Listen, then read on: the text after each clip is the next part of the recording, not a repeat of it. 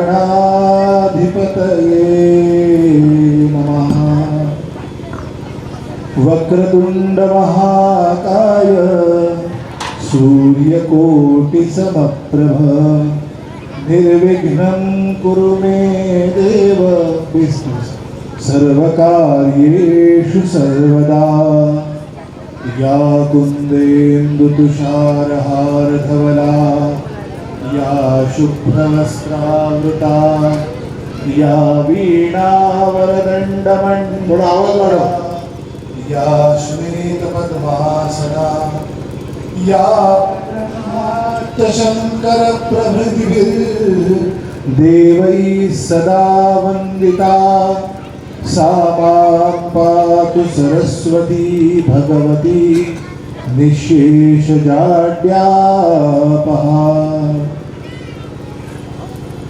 ॐ नमः परमहंसास्वादकचरणकमलजन्मकरन्दाय भक्तजनमानसनिवासाय श्रीरामचन्द्राय। गुरुर्ब्रह्मा गुरुर्विष्णुः गुरुर्देवो महेश्वरः गुरुः साक्षात् परब्रह्म तस्मै श्री गुरुवे नमः।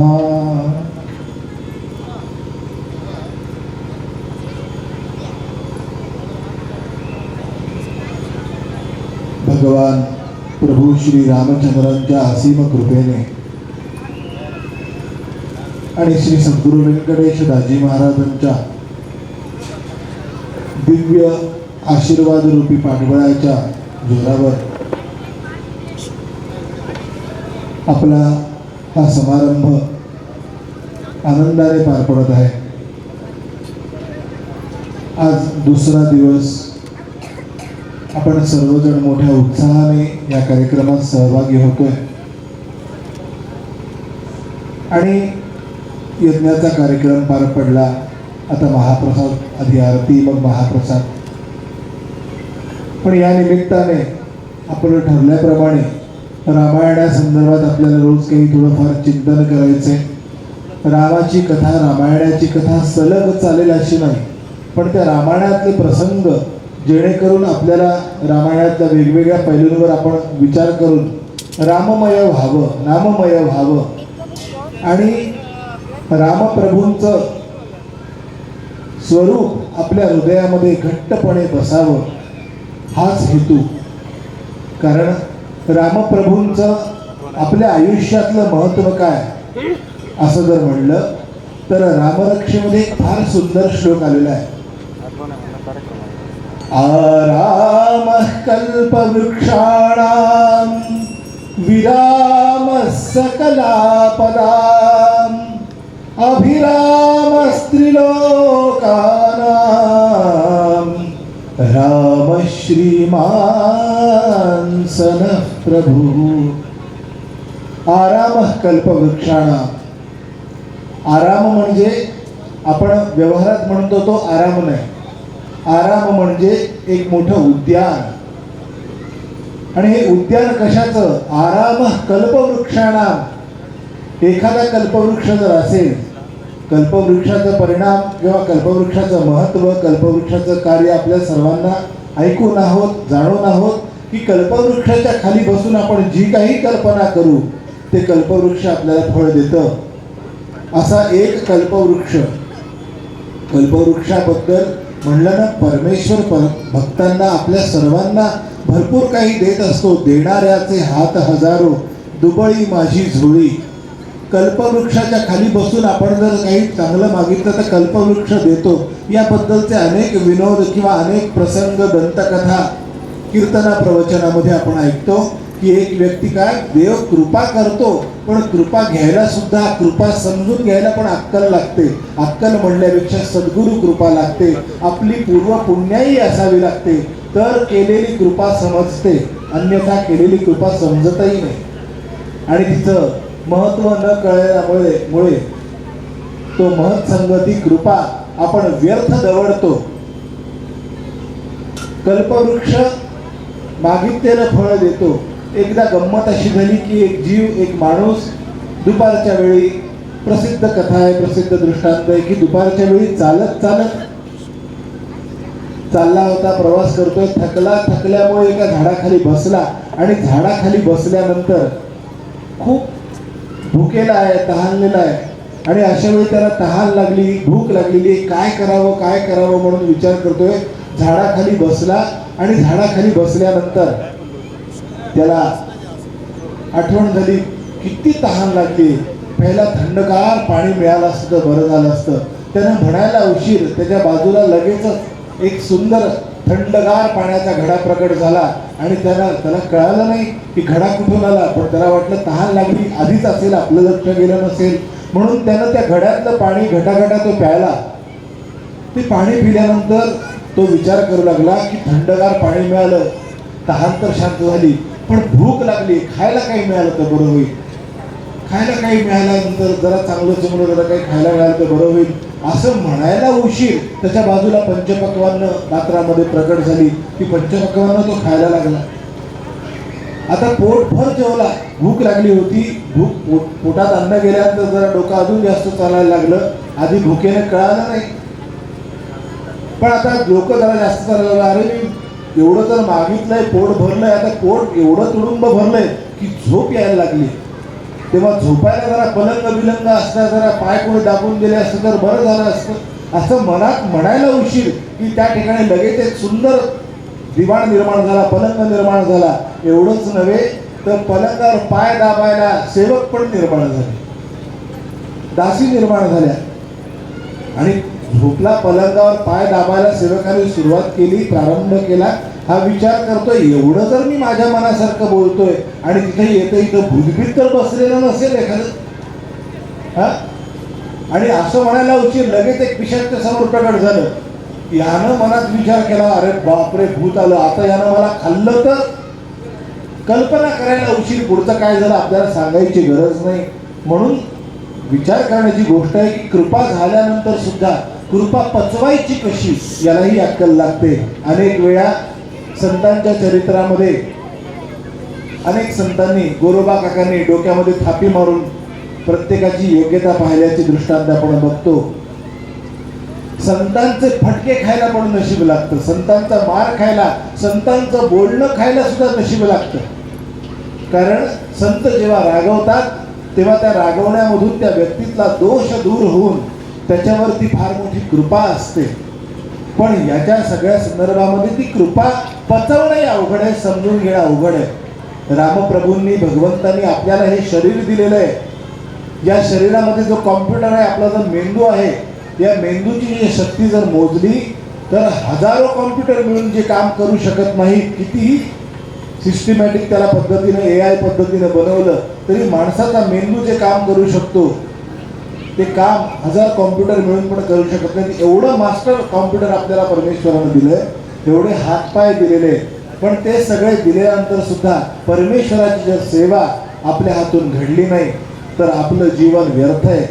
आणि आपल्या हातून तीच दोष घडतोय की ही कृपा आपल्यावर केलेली आहे परमेश्वरानं, पण ती कृपा, त्या शरीराचा उपयोग भगवत भक्तीसाठी, भगवत भजनासाठी, सत्कार्यासाठी न करता ते शरीर व्यसनाधिकांच्या नादी लागून आपण व्यर्थ वाया घालवतोय.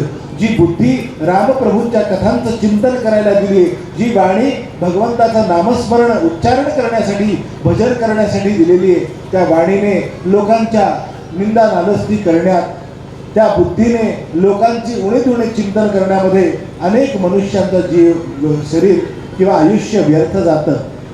म्हणून तर म्हणलेले की कल्पवृक्ष प्रभू आहे, पण या कल्पवृक्षाला सुद्धा समजून घेण्यासाठी, त्याची कृपा समजून घेण्यासाठी सुद्धा आपली पात्रता, संतांची कृपा आपल्यावर झाली पाहिजे.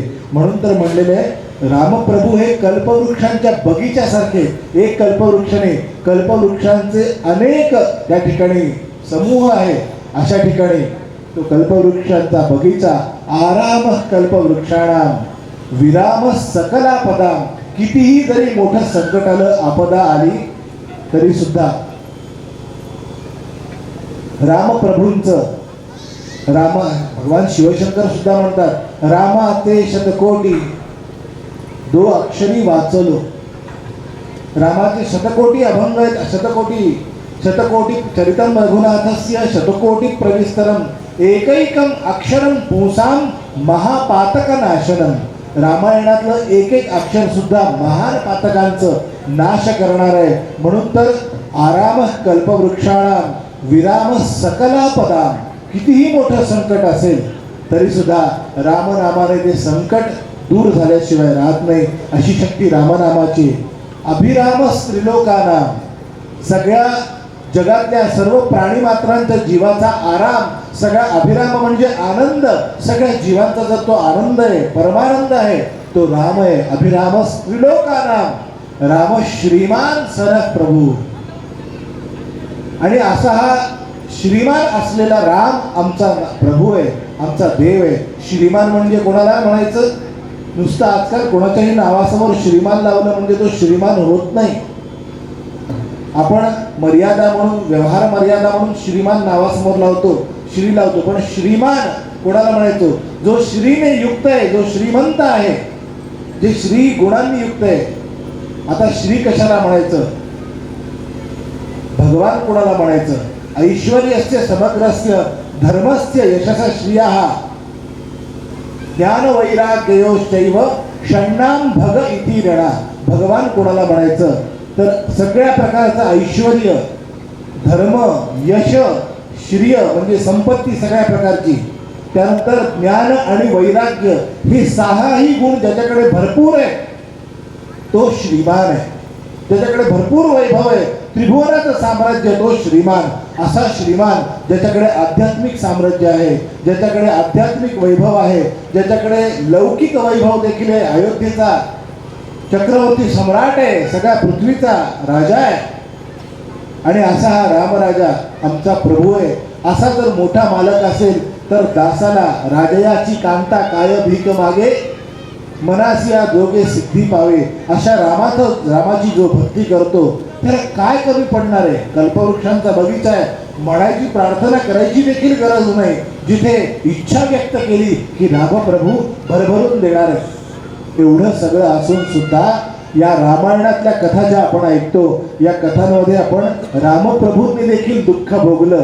एकाने प्रश्न विचारला, म्हणे रामप्रभूंबद्दल तुम्ही एवढं सांगताय, रामप्रभूचं एवढं महत्व आहे, रामप्रभू एवढे श्रीमान आहेत, एवढी शक्ती त्यांच्याकडे असताना रामप्रभू त्यांना वनवास भोगावा लागला. वनवास रामांना भोगावा लागला, तो रामांनी स्वीकारलाय.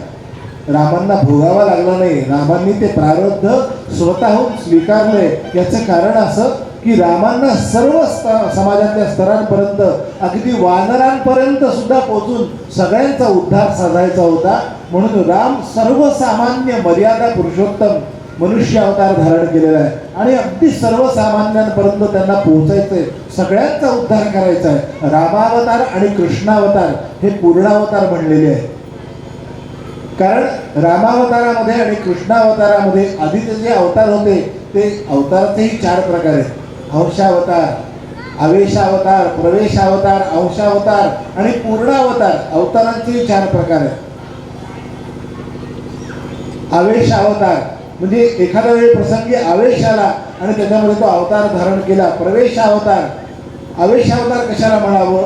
परशुरामांची कथा आपण ऐकतो. परशुरामांच्या कथेमध्ये जेव्हा आपल्या पित्यावर त्या सहस्रार्जुनाने असंख्य बाळ मारून त्यांना जर्जर केलं, तो मारण्यासाठी प्रवृत्त झाला, मारला, वध केला, किंवा आपल्या आईलाही त्यांनी त्रास दिला. हे जेव्हा परशुरामांनी पाहिलं, आधी परशुराम तपस्वी होते, राम नाव ठेवलेलं आहे, तपस्वी होते, पण त्यावेळी त्यांच्या मनात जो क्रोध निर्माण झाला आणि भगवंताची भव्य उपासना, महान उपासना त्यांच्या ठिकाणी असल्यामुळे त्यांनी त्या ठिकाणी प्रतिज्ञा केली की मी 21 वेळा पृथ्वी निक्षत्रिय करेन, असं म्हणून त्यांनी रामप्रभूंचं नामस्मरण केलं.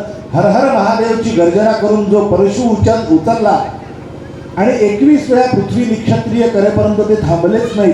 त्या कार्यापुरता त्यांनी जो अवतार घेतला तो आवेशावतार आहे. परशुरामांना जो आवेश आला त्या कर्माचा, तो आवेश त्यांना आल्यानंतर तो आवेश पूर्ण होईपर्यंत भगवंताचा अंश त्यांच्यामध्ये होता.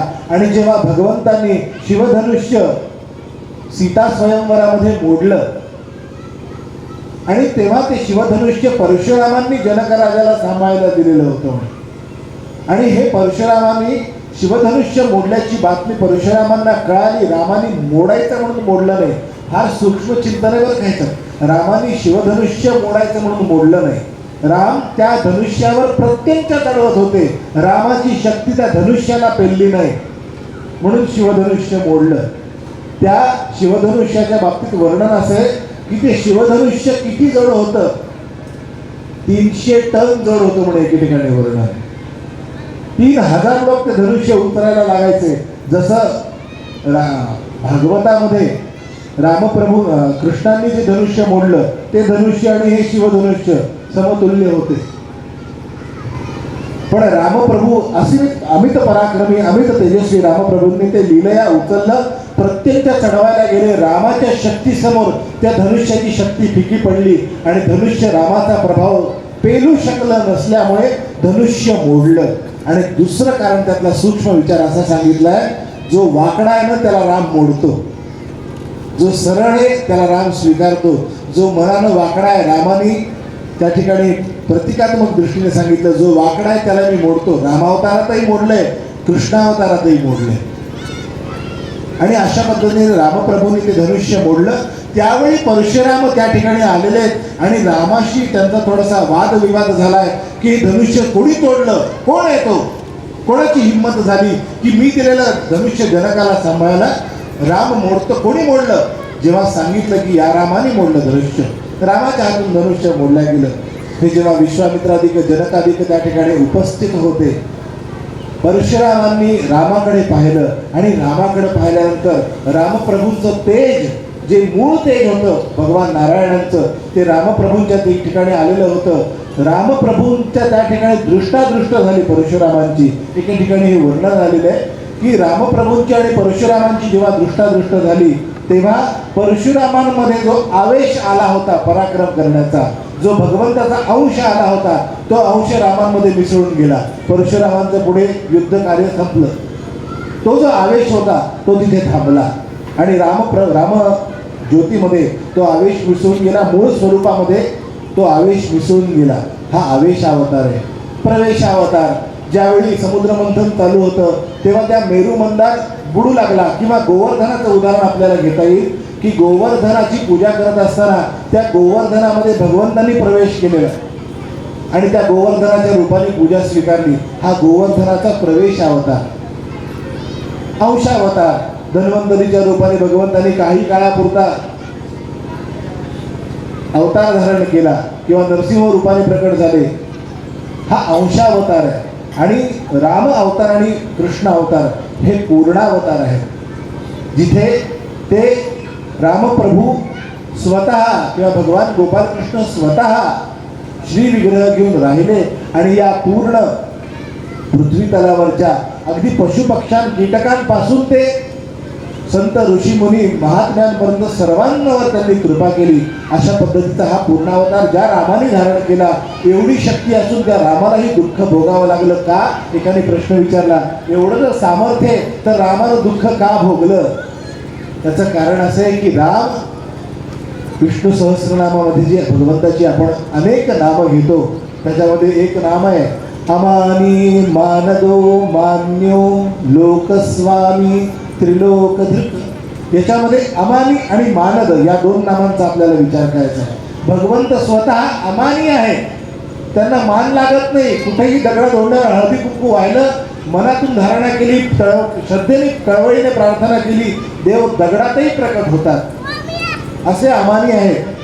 त्यांना बेलाचं एखादं पानही चालतं, तुळशीचं एक पत्र, पत्रम पुष्पम फलम तोयम, काही लागत नाही. प्रेमानं द्या, मला मान लागत नाही, फक्त प्रेम लागतं. भगवंत अमानी आहेत. पण दुसरा शब्द आहे मानदो. मानद म्हणजे मान देणारे. आणि भगवंत कुणाला मान देतात? आपल्या भक्ताला मान देतात. स्वतः कमीपणा स्वीकारतात पण स्वतःच्या भक्ताला मात्र मोठं करतात. म्हणून ज्या वाल्मिकींनी रामप्रभूंचं नामस्मरण करून करून राम अवतार होण्याच्या आधीच वाल्मिकी रामायण लिहून ठेवलं होतं, त्यांचे शब्द खरे करण्यासाठी रामप्रभूंनी अवतार घेऊन वाल्मिकी रामायण खरं करून दाखवलं. अहम भक्त पराधीनः असे हे राम. पण वाल्मिकींचं रामायण खरं करून दाखवण्यासाठी रामांना यायचं तरी सुद्धा लोकांनी विचारलं, भगवंताला एवढे कष्ट सहन करावे लागले, भगवंतांनी का केले असतील? याबद्दलचा एक थोडक्यात प्रसंग सांगूया, थोडासा चिंतन करूया. की जेव्हा राम, लक्ष्मण, सीता हे सर्वजण वनवासासाठी म्हणून जंगलात निघालेत आहेत, त्या ठिकाणी गुहक म्हणून रामाचा एक शृंगवेरपुराचा राजा अयोध्येच्या जवळ, अयोध्येतून बाहेर पडल्यानंतर शृंगवेर नगर आहे, त्या शृंगवेर नगरचा त्या काळचा राजा गुहक रामाचा मित्र होता. आणि हा गुहक राजा जेव्हा राम सीता वनवासाला निघाले तेव्हा त्या गुहकाने रामाला प्रार्थना केली, म्हणे, प्रभू, तुम्हाला तुमच्या राज्यातून बाहेर काढलं, वनवासाला पाठवलं, माझं राज्य तुमच्या चरणाशी वाहतो, माझ्या राज्यात या आणि आमच्या राज्याला पावन करा. तेव्हा रामप्रभू म्हणाले, असं नाही, रघुकुल रीत सदा चली आई, प्राण जाय पर वचन न जाय. आमच्या पिताश्रींनी आमच्या कैकेयी मातेला वचन दिलंय की रामाला 14 वर्ष वनवासात पाठवणार, आणि तुझ्या जर राज्यात मी आलो तर माझ्या वनवासाचे नियम, वनवासाची मर्यादा मोडतीये. मी मर्यादा मोडण्यासाठी नाही तर मर्यादा सांभाळण्यासाठी जन्माला आलोय. माझा अवतार आहे मर्यादा पुरुषोत्तम. आणि वनवासात राहणं म्हणजे वनातच राहणं. कोणाच्या राज्यात मी कोणाचा पाहुणचार घेऊ शकत नाही, कुठल्या नगरात जाऊ शकत नाही, मी वनातच राहायचं, हा माझा निर्णय, हा माझा नियम आहे. गुहकाला वाईट वाटलं, म्हणाले, गुहक म्हणाले, महाराज, राज्यात येऊ शकत नसाल तर काय सेवा करू ते तरी सांगा. माझ्या राज्याच्या दारावरून चाललाय आपण, काय सेवा करू? तेव्हा राजाने सांगितलं, माझी जर सेवाच करायची ना, एक काम कर, मला वडाच्या झाडाचा चीक आणून दे पारंब्यांचा. गुहकाला कळालं नाही. गुहक गेला, वडाच्या झाडाच्या पारंब्याचा चीक काढून आणला रामाला एका द्रोणामध्ये. रामांनी आपली जी जटा होती, केस होते सुंदर, खांद्यावर उरणारे केस, ते केस, त्या तो चीक, वडाचा चीक केसांना लावला आणि जटा वळल्या. वडाचा चीक केसांना लावून जटा वळण्याची जुनी पद्धत आहे. आजही केस वाढत नसेल तर वडाच्या पारंब्यापासून बनलेलं औषध आपण केसांना लावून केस वाढवतो. जुने तपस्वी लोक वडाचा चीक लावून जटा वळायचे. रामप्रभूंनी जटा वळल्या आणि राम लक्ष्मणांनी जटा वळल्यानंतर राम तपस्वी झाले. आता राजकुमार राहिले नाहीत. आणि असे तपस्वी झालेले राम, वल्कल धारण केलेले राम जेव्हा गुहकानं पाहिलं, गुहकाला आवडलं नाही. गुहक ढसाढसा रडू लागला, म्हणतोय, आमच्या सर्व राजांचा राजा तुम्ही, राजाधिराज तुम्ही, आणि तुम्ही तपस्वी झालात, मला पाहवत नाही, मला तुमची सेवा करण्याची संधी द्या. राम म्हणाले, वनवासामध्ये मी कोणाकडून दास म्हणून सेवा करून घेऊ शकत नाही, मी पण वनवासी आहे, मी सर्वसामान्य आयुष्य जगणं हे माझं काम आहे. गुहक म्हणाला, तरी ठीक आहे, तुमच्या समय जेवढा वेळ मला राहता येईल तेवढी परवानगी. त्यांनी सांगितलं, राहता येईल, पण ही नदी आहे, ही नदी पार करेपर्यंत तू माझ्यासोबत राहायचं, पुढे तुला यायची परवानगी नाही, तिथपर्यंत तुला फार फार तर परवानगी देतो. असं म्हणल्यानंतर गुहक सोबत जातोय आणि रामप्रभू निघाले. जाता जाता दशरथ महाराज शोक करतायत, अरे कोणीतरी सीतेला तरी थांबवा रे, त्या सीतेकडे पाहून मी रामाची आठवण काढून त्या सीतेला तरी सांभाळेल, ती आत्ताच लग्न करून आलेली आहे आणि ती कुठे चालली आहे. तेव्हा रामप्रभू म्हणाले, सीते, महाराज सांगतायत, दशरथ महाराज सांगतायत, पिताश्री सांगतायत, थांब तू इथे, सुमंता मला घेऊन चल. सुमंतासोबत रामप्रभू रथात बसलेत आणि घेऊन चल म्हणून जेव्हा सांगितलं तेव्हा सीता म्हणायला लागली, अहो माझा निरोप कसला घेताय? निरोप कसला माझा घेता, जिथे राघव तेथे सीता. माझा कसला निरोप घेताय? मी जनकनगरीचं, मिथिला नगरीचंही वैभव पाहिलंय, अयोध्येचंही वैभव पाहिलंय, मला या वैभवाशी काही घेणं देणं नाहीये. माझे स्वामी जिथे असतील तिथे मी असेल, जिथे राम तिथे सीता, मी पण तुमच्या समवेत येणार. आणि आपलं रामायण किती श्रेष्ठ आहे बघा. लक्ष्मण रामप्रभूंच्या नेहमी समवेत असणारे लक्ष्मण सुद्धा निघाले, कोणाला विचारलं सुद्धा नाही, रामालाही विचारलं नाही की मी येऊ का, कारण लक्ष्मणाला माहिती आहे मी रामाची सावली आहे, मी येऊ का हे सावलीनं शरीराला विचारायचं नसतं, जिथे शरीर जाईल तिथे सावलीनं जायचं. लक्ष्मण निघाला वल्कल धारण करून आणि आईला नमस्कार करायला गेला.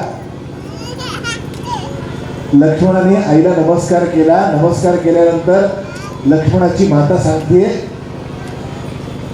बाबा तुम्हाला सोडून गेला तर माझं कसं होईल?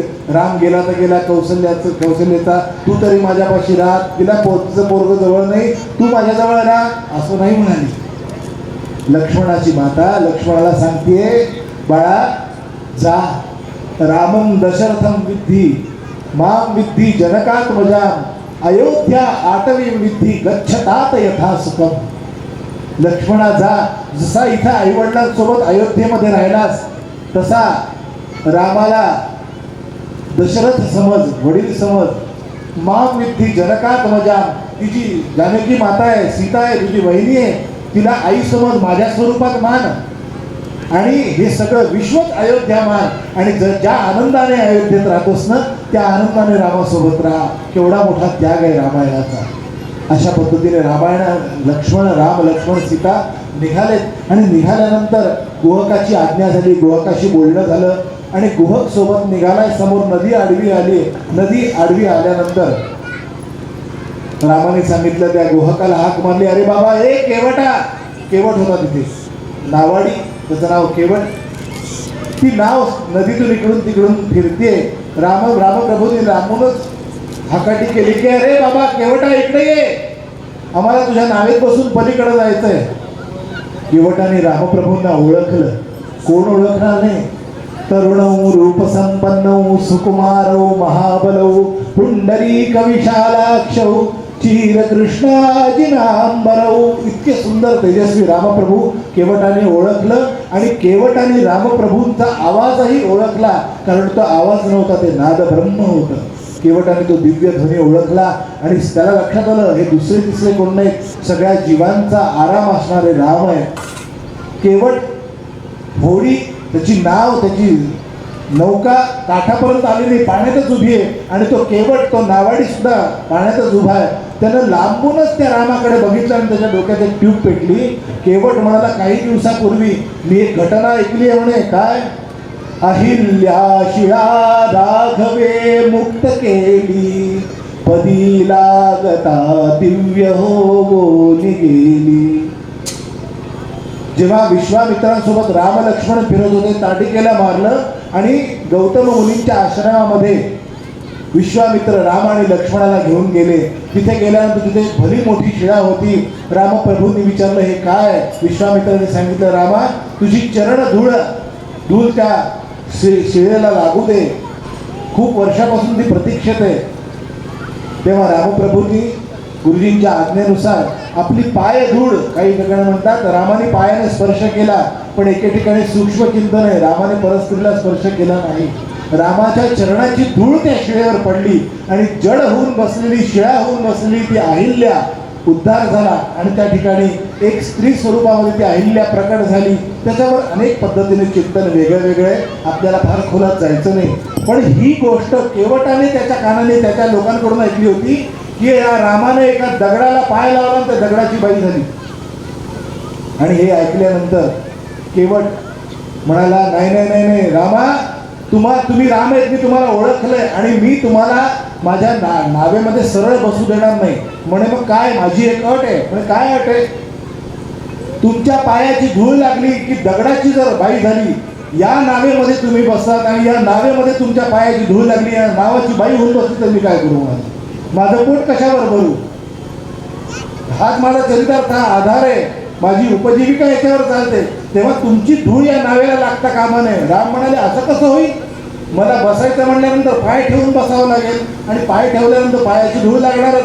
केवट म्हणाला, माझ्याकडे उपाय आहे ना. म्हणे काय? केवट म्हणाला, मी काठावर येतो, पाण्याच्या अगदी जवळ, आणि जिथे दगड आहे त्या दगडावरून नावेमध्ये चढायचं, त्या दगडावर तुम्ही बसा. हा बसतो. मग केवटानं काय केलं, एक लाकडाचं टोपलं, लाकडाचं भांडं तयार करून त्याच्याकडे होतं, त्याच्या काठाला ते भांडं त्यानं घेतलं लाकडाचं, ट्रायल करण्यासाठी, बरं का, प्रयोग करण्यासाठी. ते लाकडाचं भांडं घेतलं टोपल्यासारखं, त्यात पाणी भरलं आणि सांगितलं, रामप्रभू मी तुमचे आधी पाय धुणार, तुमच्या पायाची सगळी मी धूळ धुवून काढणार या मातीच्या लाकडाच्या टोपल्यामध्ये. आणि जर तुमचे पाय धुताना लाकडाच्या टोपल्यात त्याच्यात धूळ गेली आणि जर या लाकडाची जर बाई झाली नाही तरच मी तुम्हाला आमच्या होडीत बसवणार. आणि असं म्हणल्यानंतर रामप्रभूंना कळालं की या केवटाला सेवा करायची आहे, म्हणून याची ही सगळी युक्ती चालू आहे. रामप्रभूंनी ओळखलं, त्याचा भाव काय होता ते नंतर सांगतो. रामप्रभू हसले आणि म्हणाले ठीक आहे बाबा, तयार आहे. रामप्रभू त्या नदीच्या काठावर बसले. केवटाने सांगितलं रामा, एक नाही दोन्ही पाय मला धुवायचे. राम म्हणाले ठीक आहे, पण राम विचार करतायत दोन्ही पाय याला देऊ कसे, कारण दोन्ही पायांचे सेवक ज्यांना मी वाटले ते बाजूलाच उभे आहेत. एकीकडे लक्ष्मणाला उजवा पाय दिलेला आहे सेवा करण्यासाठी, आणि एकीकडे जानकी उभी आहे, तिला डावा पाय सेवा करण्यासाठी दिलेला आहे. रामाने लक्ष्मणाकडे आणि जानकीकडे पाहिलं, काय करायचं, तुम्ही पलीकडे जायचंय, पाय द्यावेच लागतील धुवायला. हा, तुम्हाला चालेल ना? हो चालेल म्हणाले. रामाने दोघांची अनुज्ञा घेऊन पाय त्यामध्ये ठेवले आणि केवटानं पाय धुतले. काय सेवा आहे केवटाच्या, सेवेचा आनंद आहे हा. केवट मागच्या जन्मी क्षीरसागरामध्ये कासव होता, जिथे भगवान जवळ घ्या बरं, त्याचा पळू देऊ नका. भगवान नारायण जेव्हा क्षीरसागरामध्ये पौडलेले तेव्हा केवटाने त्या कासवाच्या रूपामध्ये लक्ष्मी मातेला प्रार्थना केली होती, मला भगवंताची सेवा करायची. लक्ष्मी मातेने आणि शेषरावांनी त्यावेळेस सांगितलं नाही नाही नाही नाही, हे आमच्या वाटेत आहे, तुला मिळणार नाही, तर हो. त्या कासवाला हाकलून दिलं होतं. तोच कासव इकडे केवट होऊन पाण्यामध्ये नावाडी म्हणून जन्माला आला आणि त्या कासवाने सांगितलं, त्या दोघांच्याकडे पाय धुताना तो केवट बघतोय. हा, आता कसं द्यावं लागलं. जरा भावनिक प्रसंग आहे. केवट त्या दोघांच्याकडे बघून हसतोय की बघा, तेव्हा नाही म्हणाला, आता रामप्रभूंनी कसं मी पकडलं आणि माझी सेवा मी करून घेतली. रामप्रभूंनी पाय धुण्याचा, यांना तरी एकच पायाचा अधिकार होता. केवटाने दोन्हीही पाय धुतले आणि मग केवटाने ते तीर्थ आपल्या मस्तकी धारण केलं आणि आपल्या नावेतून पलीकडे रामप्रभूंना आणि सगळ्यांना नेऊन सोडल्यानंतर काहीतरी त्याला द्यावं, कारण नावाड्याकडून फुकट कसं काहीतरी उगाच कोणाकडून सेवा कशी करून घ्यावी, काहीतरी त्याला मोबदला द्यावा. म्हणून भगवंत इकडे तिकडे बघतात. आता वल्कल धारण केली, काहीच नाही आपल्या जवळ द्यायला.